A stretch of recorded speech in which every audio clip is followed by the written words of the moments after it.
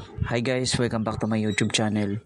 Maraming salamat po sa lahat ng mga subscribers at patuloy na sumusubscribe po. Kung bago lang po kayo sa aking YouTube channel, huwag niyo pong kalimutan na mag-subscribe. Maraming salamat po. Ang bidyong ito, pinapakita ko po kung paano po tayo maglinis ng parts ng makina.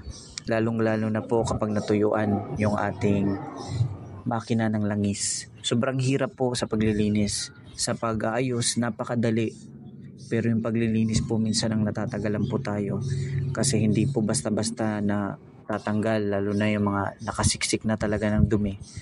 Gumagamit po kami ng gasolina, tapos engine degreaser, toothbrush, brush, at iba pang mga parts na pwede nating magamit sa paglilinis. Sa paglilinis, paulit-ulit lang po natin nag-spray tayo ng engine degreaser, tapos kasabay na ng pagbabrush para matanggal agad, tapos lumambot yung mga matitigas na at makapal ng mga dumi. Guys, sa pag-aalaga po ng motor, ugaliin po natin, huwag po natin antayin na matuyuan po tayo.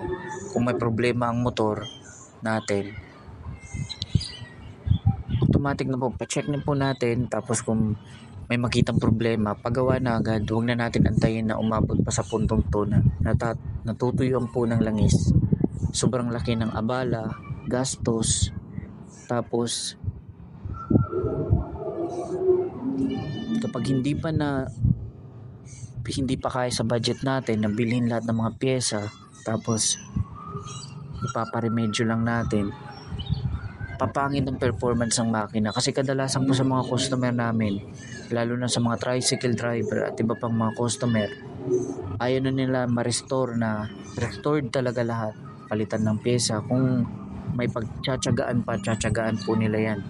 Tapos mamaya ilang months, isang taon, babalik yan, isang pyesa na naman ang bumigay kasi hindi lahat pinapalitan. Ang problema po, lugi po tayo sa labor niyan kasi paulit-ulit tayo magbabayad ng labor sa ating mga mekaniko.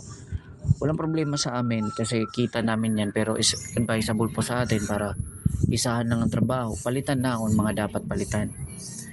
Kaya ingat po lagi sa lahat ng mga kamotor natin dyan.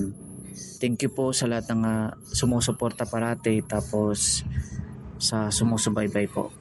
Maraming salamat po. Please like and subscribe kung bago ka lang po sa aking YouTube channel. Maraming salamat and God bless po.